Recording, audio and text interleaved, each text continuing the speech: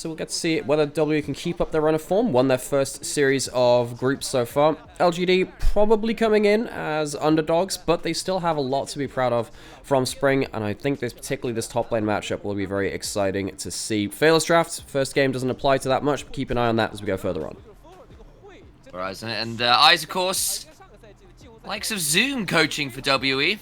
It's a very famous top laner in his own right, looking to help guide wayward souls onto the right path, so to speak. But he up against Birdall, as we were kind of noting, who had a very solid spring split. Be interesting to track. I also want to see how LGD look in the current meta, because Meteor, with a little bit of freedom to pick something a bit more interesting in the jungle, could bring him back to the limelight. A player who once was given so many props, so much excitement around him. It's kind of fallen to the wayside just a little bit over the last couple years, and has not really hit those highs he once did.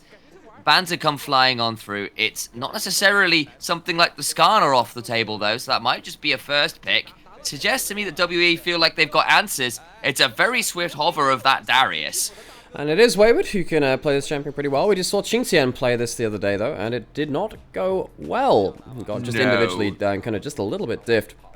Skarner, very, very good tanky top laner, which can initiate and have very good teamfight impact. However, on the other side, WE gonna lock in Corki, who's been changed over towards the AD variant. It means that it can unlock AP farming junglers, someone like Kang. Can also go towards the Marco, which is technically an AP jungler that farms to a degree, but they're not the same kind of carry jungler. It's more about the setup and having that more reliable objective setup and reliable engage. And much like with the Lucians of the past, who used to love playing around middle, and we still see a bit of Lucian, Maokai's really good at enabling that just by basically pressing R, and then Corki gets to jump forwards, feeling a bit safer to do so. The Varus lock-in on the other side shouldn't surprise you. Kepler is a huge Varus player. Was spamming that all the way down in LDL last year, doing a lot of good work on it. Baiting some other picks. Yone would be fun. He's a Yone player. Wouldn't surprise me if that locked in. So that's in. And now the problem here for LGD is that they want an AP jungler, and we've talked about how strong they are with the addition of Blackfire Torch. WE can ban out Karthus. Lilia's already gone, and then they can ban out one last pick if they really wanted to. Something maybe like the Nidalee could also fall by the wayside. So LGD might lose out a lot of their primary picks here. For sure, but they're also just a bit worried about where they're going to find the AP damage if they're looking to ban stuff. So they were debating the Scion. We'll wait and see whether they do lock in something like this Mordekaiser. Of course, with things like Blackfire Torch coming on in, and Fated Ashes as a component, it feels a lot nicer to be an AP burn bruiser champion right now than it has in many moons past. So we saw the Mordekaiser played by 369 earlier in the week. Mordekaiser doesn't build the Blackfire Torch. Oh, does he not? Well, he doesn't need the mana component. He doesn't need that at all. So Mordekaiser doesn't need that. Of course, the component changes do. But yeah, you're building Matter on a Battleless champion, which would feel kind of crap. He goes just the Andrews and Rylai's. The burn feels really good. That makes sense still. That's fine. yeah, for sure. But either way, it does very, very well towards that top side, and it was played into the Skarner. It was played into that Skarner. Feels like this has been obviously been trained up now by a couple of our LPL top laners, and it's very, very good to kind of take apart some team competitions too. What happens if Skarner runs forward trying to get the engage and just immediately gets ulted out? So we'll have to see how Wayward can protect his teammates with his ultimate. And then, of course, as a Skarner, you don't really want to have to build heavily into the magic damage if you're going to be dealing with Corki and likely another AD carry. But for the lane matchup, you likely will. So it could set up for the Corki. And LP is a Draven player. We'll wait and see whether that's the decision to lock in. But if they do end up with something like that, if the Skarner's forced into some of that magic resist earlier on, can make dealing with that particularly large Stone Scorpion that bit easier. I don't know if I like the Draven into this composition. The Skarner can always get on top of you. The Yone can ping you with an ult, and things get very difficult after that point. LP, quite a bold pick. Gonna have to be a bot lane snowball kind of composition. Markai's not always able to go towards bot lane laning phase and to interrupt that much either. Markai's not that Xin Sao, Lee Sin kind of champion, which wants to go bot lane very, very early. Nautilus, very high ban pick champion on the other side too, locked in alongside that Varus, very strong bot lane, and the Talia going into the jungle. I wondered whether it might be the Karthus, but no, it's going to be straight towards the Talia. But it means whoever gets hit with the CC, this comp can pick someone and they will die. Just look at everybody bringing some seriously nasty point and click CC and burst. Response now has to be pretty solid from WE to try and mitigate some of that. Renata, however, was the one I like the most, but wait and see what they decide towards. We're back Hard at... Nah, engage nah, from the dude, support role has often you been don't an understand, Sam. We're back in Leona Nautilus meta. It's just... yeah, I know. I don't know how to put it to you, Sam. This is just... It's just the way it be. It's just the way it be. But look how good Renata would be into so many of these champions, man. Yeah. Well, the problem is then you have to survive the laning phase against the Varus Nautilus, and I know that actually the Renata's been pretty good into the Nautilus for a little while, but still, you don't want to run that risk. Mark also a big Leona player. This guy is like very true. Historically been a big Leona player. We had a good laugh at how Leona being back is just very good for entertainment value from the LPL just the other day, but I think that for Mark in particular, this guy was the Leona Nautilus player, and he might not be like the elite support player that many others are, but he can press go buttons very consistently, and that is somewhat what he needs to do in this composition. So, LGD, I think they walk away with a pretty good draft themselves, but particularly on the side of WE, it feels like the Mordekaiser could break up in the top lane. It feels like they have a very easy to play composition with that Maokai and the Corki. Let's see if they can execute it. Eyes on the Rift, preparing to head boldly into our second day of co-streaming this. LGD versus WE. Of course, WE the favourites, but LGD, it's a brave new world with brave new picks. Brave new way of playing the game, so to speak, with all the shifts in meta and champions and items and everything else. And Meteor back on something a little bit more exciting, that Talia. Something I'll be keeping my eyes on. Beautiful little glance and cinematic overview of the Rift, and a fade away. The Gyos beginning to call out in the background, just faintly there. We all know whose home arena this is, so I suspect we know where the bias will be. Just a little bit. Well, you say that. LGD. For those of you that don't know, LGD are a very long-standing esports organization. I'm trying to remember exactly where they started, but they were huge in Dota. And the name came from a condiment sponsor they used to have called Laugandier, which is I think it's a chili oil. I'm personally a big fan of Laugan Ma. It's one of my favorite things to cook with, by the way. It's so good. They got so famous during that time that even though that partnership ended with that sponsor, they just kept the name, and they're very popular. One of the real historic orgs within the LPL. And often when you hear like the Gyos come through at the start of the games from the crowd, after both teams have been chanted out, some people will just start chanting LGD in much in the way that people start chanting TSM. So they're actually very popular across China. Very interesting, because on the other side, WE are probably the OG esports org in many ways for the LPL. This is the team once in the back day of World Elite, of Wei Xiao, who for many minds is one of arguably the goats of the AD carry role. His Ezreal back in the day was something truly spectacular in Season 2. Yeah. So, you know, this is two of the real old giants of the region, even if other teams have really been in the limelight for a little while. Yeah, exactly. Obviously very famous on EDG beyond that point, but W was kind of like the birth ground of a lot of these legendary players. And they, you know, they still had themselves some good splits after that too. They have maybe not done so much in the recent years, but you think back to even Season 5, they ended up having some okay moments in that split. Nymaera a couple years ago with the Galio spam. Man. They got so close, man. They were such an exciting team. I'm trying to remember proper mojo organization. I'm trying to remember if it was Nymaera that got in trouble with the LPL because he was too low rank on his solo queue account. Yes, he was. So he basically didn't play solo queue. So the LPL was like, yo, you need to be a certain minimum rank. He's like, oh, for God's sake. And he almost missed like the deadline to get his rank. He was stuck in Platinum, had to go duo to get out of it, yeah. Something like that. It was an experience all the same. So, getting towards this game though, we have junglers which can't really do much early. If you're wondering why we're talking so much about stuff which is not really relevant to what's on screen, it's because of that. Because you have a Maokai, you have a Talia. They want to get themselves a few levels and a first back for something like a Hextech Alternator, or for the side of Meteor, or for someone like Hung, someone like that Barmy Cinder. Before they really start getting involved in the game, they are heading right down towards bot lane now, this Maokai, but they have been spotted out on that ward. Not really sure how much they can follow up on this. They're outside of Flash E range as it stands. Yeah, a little bit risky, and Jinzhao is just making sure he's in a position to body block what needs to be body blocked. And Meteor now coming on over at the level 4 with that passive can Rock surf his way down here pretty quickly, so oh, that's for all a their hook. losing way, if they can start this one happy, the teleport's behind. WE in a difficult position. LP with the tricode at the stand. Well, you're in trouble now, boys. They need to back away. Flash for the slow with the upheaval. Slammed into the wall with the edge of X-File. And LP loses a stack straight away. Draven, he's just not looking very glorious, is he? Not this time around. Laugantier turn up the spice levels in that bot side. And they get themselves that first kill onto that Draven, which we said was a bit of a ballsy pick coming in from WE. LP, it felt like he had a pretty strong and solid, consistent series versus RNG in their first time out in the group stage for 2024 summer, but this time around, it feels like just as a team, WE hugely overstepped towards the bot side, and they lose a load of stacks for it. See right here, it starts with a godlike hook. This is a fantastic hook.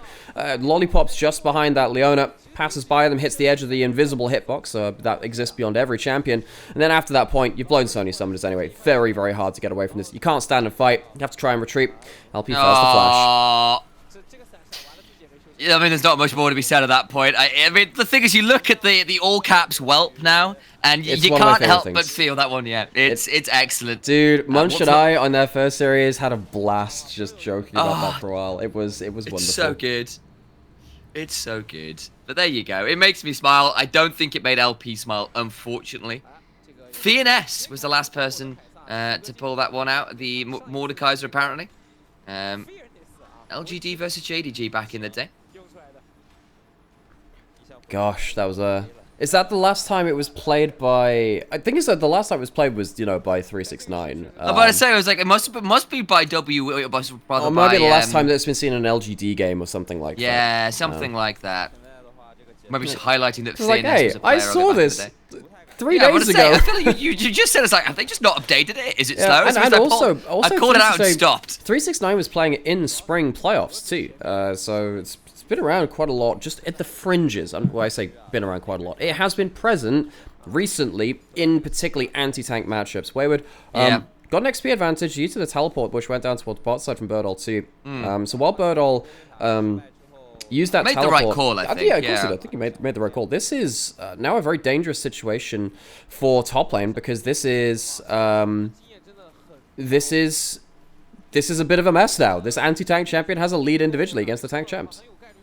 Worth noting as well, Leona will be faster on the roam, and still no level 6 for Birdall means that this is a very difficult option. Yeah, they are right. They are in to the ultimate. Birdall buying a lot of time, though. Unlikely to die, but now unable to come and help. Meteor has to flash on over. There's Hung, flashing afterwards with a twisted advance. And Meteor comes crashing down to earth. That Talia cannot afford to be stood in front of their teammates too far. Meteor just goes too far beyond the safety of the team. Wayward pulls the ult, not necessarily to kill Birdall, but just to make sure he doesn't get access to the wave or HP to potentially get a level 6 and impact that fight that could have come around the grubs. So WE, they're going to walk away with 2 out of the first set of grubs, which is nice for them. It will stop the likes of the Yone being able to hit towers and side lanes a little easier once we get to that point, about 5 to 10 minutes beyond this. So this is what happens. Birdall doesn't have himself enough XP to get level 6, so Wayward sadly misses the E though. If he hits that E, gets that passive earlier, I think maybe we see a lot more kill threat there, because of course there's no flash here on the Skarner. There was a chance for him to get a kill there. Fofo comes in faster than the enemy mid laner could do as well, because of course Haichao sat in mid lane, not really responding to the play. Fortunate moment there for Meteor. Is like, well, I can just go up and help my top laner once he comes out of the death realm. Nope.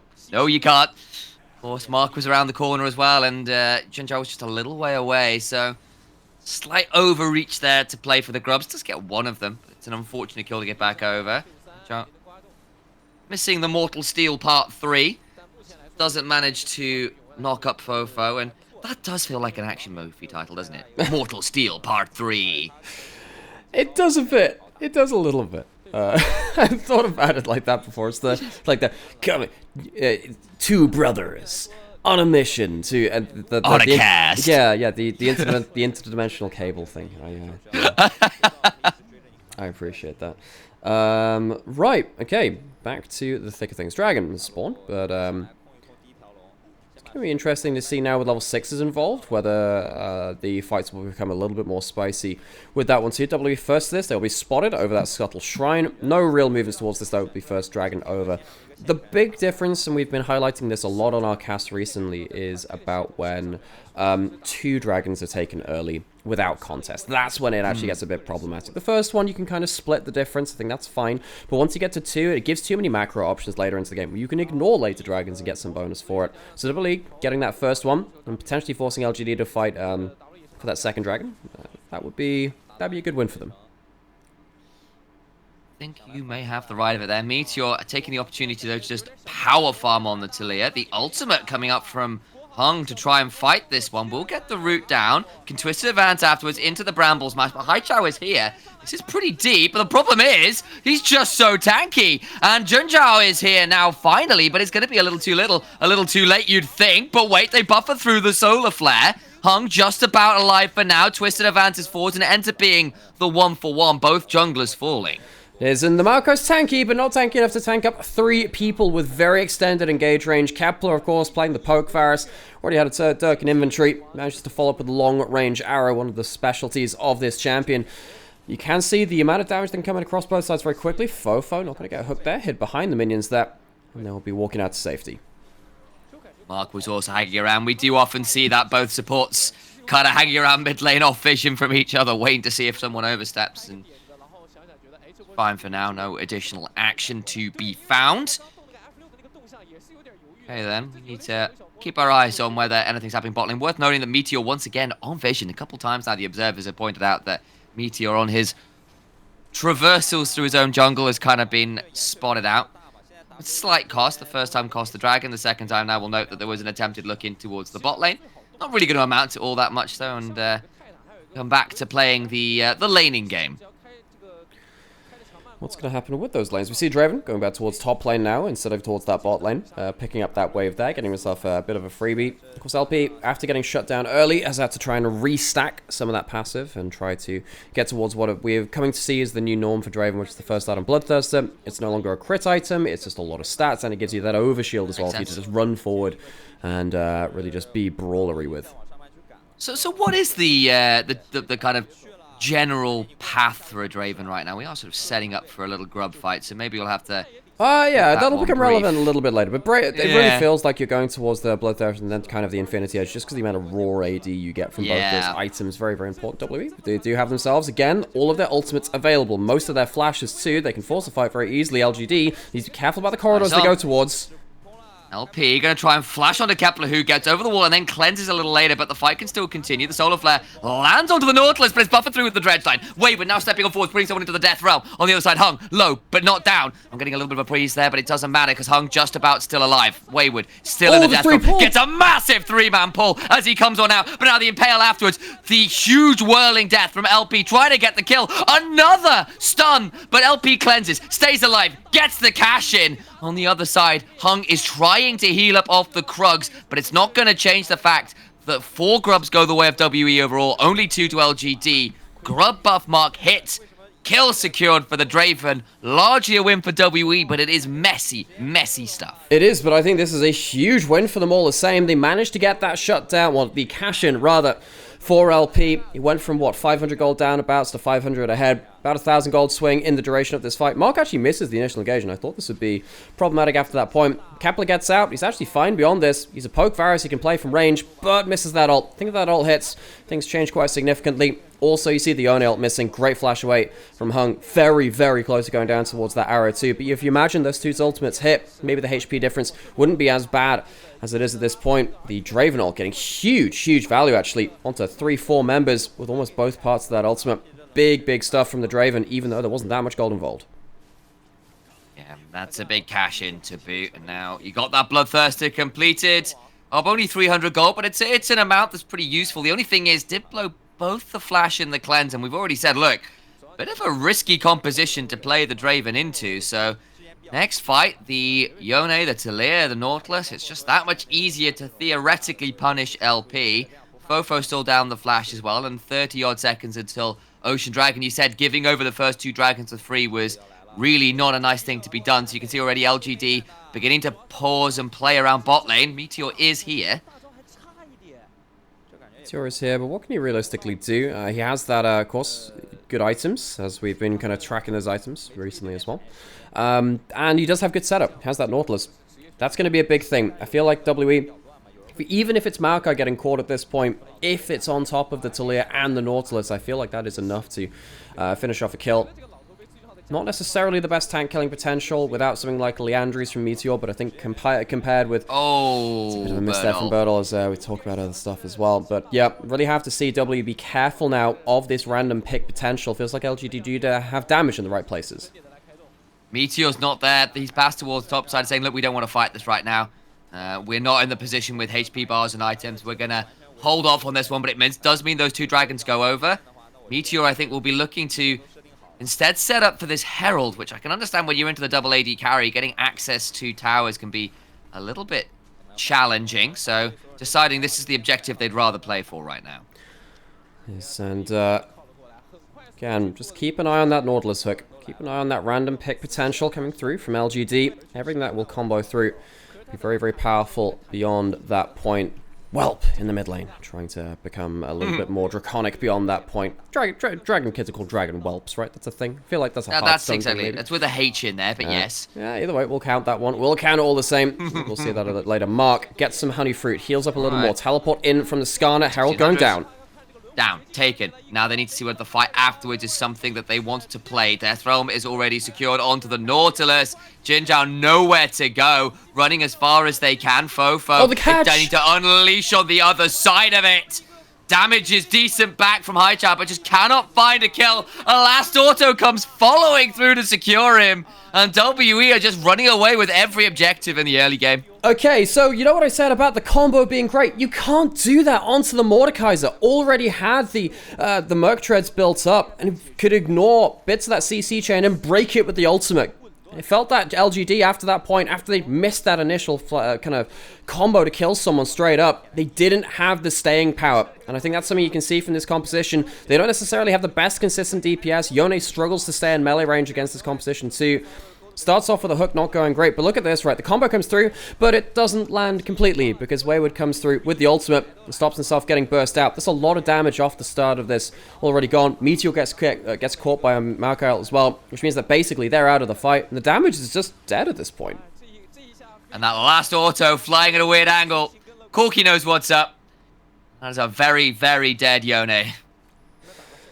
I'm not going to lie, it's not going to get that much easier for Yone in this composition either, because you're diving into a Maokai that can immediately W, a Leona that can immediately cast her skills on you too, and then the Mordekaiser, which can even take you out of the fight too. Haichao's going to have a difficult time when it comes to the built-up 5v5s, already behind a lot of gold to Fofo and the Corki. Corki has been such a power pick, by the way, folks, when it comes to LPL so far. Ridiculous. Getting towards the Halo Blades lethality build too, just feels like if LGD don't manage to get, you know, a max range Varus or into the hook and stuff like that, it feels like they have to dive into melee range, and that is where everything gets exploded onto them so quickly.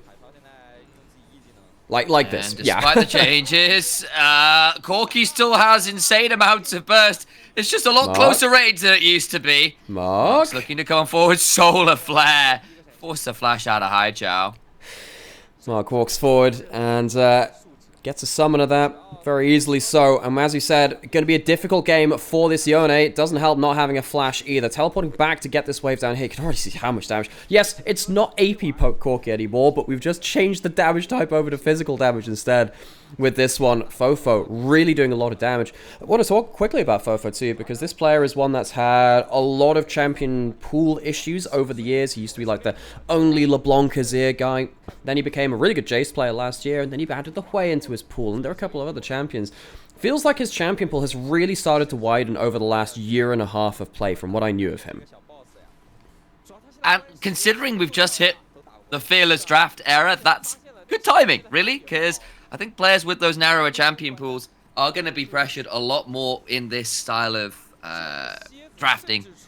And, you know, Fearless is always an interesting one to track, particularly in the sense that it generally allows for a lot more wonky drafts, a lot more like very hard drafts to play out and stuff where things are just kind of coming out of nowhere. And it often means that it's down to key players often who are given draft resource to really shine, rather than it being a team game to the same level of consistency that you see when it's a standard drafting formats, purely off the fact that you do end up with some of those really big mismatch matchups where you do get to pull out some of those pocket picks. And Fofo having a few more champions to his name really helps alleviate some of the pressure he might otherwise have been on. And some of those players that do have some of those more unusual champions have a bit more opportunity to shine theoretically anyway. We're starting to track which players are looking really good in game 1 of a series and then not so great elsewhere. It's just something you have to check down. And we're getting to this point now where, of course, we're going right into those side lanes. We've been here for a little while now, actually. Mark has himself flashed, tanks up the hook, knew he had to, gets out of the combo. Yeah, and everyone wants to fight because, of course, Dragon's about to spawn, so everyone's throwing ultimate after ultimate. The Whirling Death is just shy. Haichao has to ult away, but Jinjo is just so low, and the damage back is just non-existent right now. Finally getting Impale, but look who's here! Hung just gets to flash and W forwards, and Meteor again. Looking more like a meteorite at best. There's just no substance to the LGD damage right now. You know what the difference between a meteor and a meteorite is? A meteor never actually hits the ground. Meteorites, they have been dug underneath it at this point, so we maybe have to change that. That's actually a scientific term, by the way. Meteorite is something that goes from atmosphere and then goes into terrestrial as well. But meteors, they tend to like either stay up there or they burn up in the atmosphere. Either way, not particularly good fate for the Talia, who's sat at 0 and 3.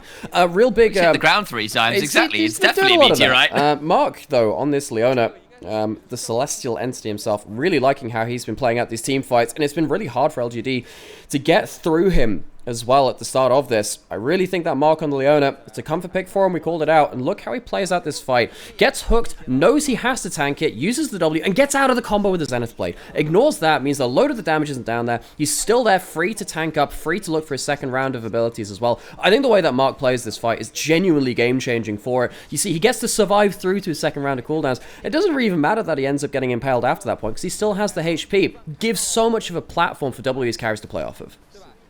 And then you've also got to call out this Maokai again is so obnoxious. 3-1-3 for Hung. His ults into W combos have been so frustrating for everyone to deal with. Haichao again had to ult away from the play. It's so difficult for them. Now they're down Soul Point, 4 grubs. They lost their Herald.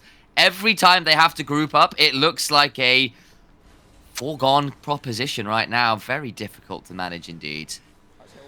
So, WE, this is the kind of point which you have to be really afraid of, because they are very, very clinical when they're ahead of the game and they have an easy-to-execute composition like this. You have the Maokai, which makes it very easy to play around objectives and around tower sieges as well. The Corki is one of the most practiced champions by mid laners in the start of summer, it seems like right now. And Leona, as we said already, is one of Mark's comfort picks too. Has no problem pulling the trigger on that one. So LGD, what do they do on the other side? They are, again, really looking for that first combo. Even though the Talia is down in terms of kills, they are still up in gold. They still have themselves some good burn items, double burn built up too. Hook does land, can't combo up onto that one, but that's what they need to be looking for. They need to be looking for that combo, kill the first target, stop WWE being able to play these teamfights out so easily. It's also worth calling out that LGD burned 3 kind of S-tier early round picks in a Skarner, a Varus, a Nautilus.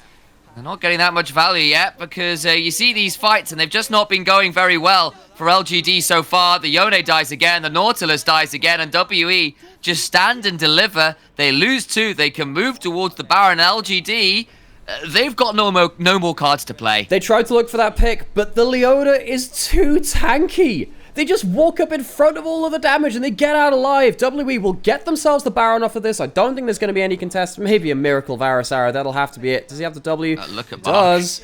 But he's pulled it a little too early. Meteor has flash. Maybe looking for the steal. Can't get there in time. Oh, Kepler is in so much danger. He cleanses early and he's dead as well. Mark on the danger flank. Wayward is here. Brings down a bit of a wall from the side of... Meteor actually is who it was trying to escape. It took me a second. I was looking at it from WE's perspective, but of course it is just Meteor running away. Birdall finally falls again. This Skarner dies for the first time this game, but outside of that teleport early on, really struggled to have meaningful impact. Baron secured, gold lead secured, so many towers to claim as well. Expect this gold lead to balloon well and truly out of control. And that's exactly what W have shown in their early summer games. If they get ahead of the game, they are very, very good at maintaining the course and seeing things through to a very clinical victory. They're doing that again here. It feels like every fight that has been taken has been one that they are more than prepared for. I think that Mark has been under a lot of criticism from Spring, from his time on LNG. Understandably so. It was a weak split from him. But with the Leona coming back for him and others, as we've kept harping on about, it has really unlocked this guy to feel so much more confident being the, like the battle engaged support at the start, who has a bit more tankiness. The jungle hungos and Hai Chao again. This Yone 1 and 2, yeah, but it's been a game where I think I've seen one, if that, good ultimate from the Yone. We've been really struggling to see what should have been a pretty simple throw all your ultimates on a good target and blow them up composition. That's just not happened.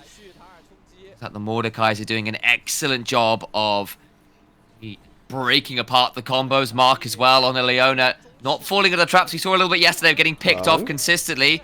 LGD will try one more time, but it's hung. Look how tanky he is. He's 3-1-7. This Maokai is an Elder Redwood.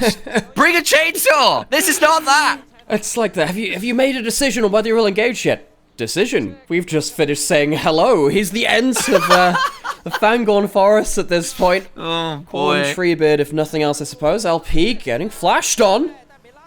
Just get a jump at this Scorpion, really struggling to find an engage worthy of Mordor.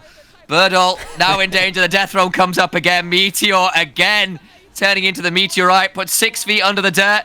Some scientists will dig that one up in a little while and wonder what the hell happened here. 2 dead again. And WE, it just feels too easy for them now. And they're continuing on the fight, and the Hai Chao on the side looking for the one last engage will be found wanting at the walls. Oh dear, well, time to march towards Mount Doom, namely the enemy base, and they'll look to end the game there. It will do. It feels like LGD, they have really struggled to play through that first pick, and once that fell down, there wasn't really much left for them. Jinzhao getting absolutely blasted by Fofo, goes down to a final piece of munitions as WE, calm, collected, clinical, will take the inhibitor. Won't end the game, but it's about as good as that. You got worried at the level 3 odd when they tried to play for that tower dive and it went so wrong. But every objective, every team fight, LGD just have not managed to find a valuable target. The combos have not landed, and WE, credit particularly to Hung and Mark doing so much work to body block. Credit to the Mordekaiser. We'll have a look at the replay because Birdall jumps on LP. Misses the ult. And just doesn't get value. It does get value. Misses the ult. Left way out in the middle of nowhere then. Sadly, he will not be going there and back again. He's just staying in the dirt this time. Feels like LP was a little bit out of position, had no flash. There was an angle there, but LGD just can't quite execute.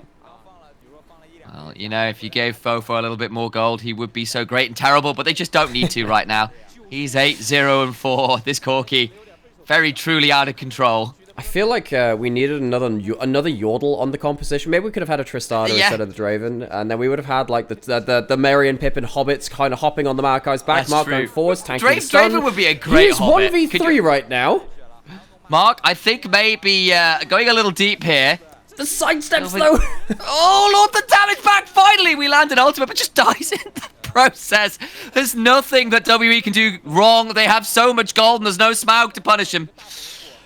And WE, they walk away, and this is where they can start throwing a little bit of flair into things. Mark, should he have died there? Yes, probably, but he's so far ahead of the game, it gives them the extra margin for error. The carries of LGD have to keep running backwards to say the one last carry to try and stall out this push. Kepler, what can he do? Dragged into the wall, but Wayward's also so tanky. Just obliterates 2 under the tower, gets a Darkness Rises. Of course, we'll have Indestructible to work with as well. Gets a drag back onto Birdall, who is still, in fairness, exceptionally tanky. The problem is, the Nexus Tower's in arts, and WE are done with this game. They have controlled it for nearly its entirety. One failed dive alone to besmirch their record. A very commanding, very decisive game 1. It is as clinical as you like from WE. In their first game against RNG, we saw a very similar game. They knew exactly what they wanted to do once they got ahead of the game, and it felt like they just didn't let up with that. I'm looking forward, really seeing now whether WE can make this happen again in a second composition in Game 2. It wasn't a fully clean series in their first series of the day, and we'll put our faces back on screen. Hello, Sam. How's it going? Hello, me. Hello, Alex. And hello,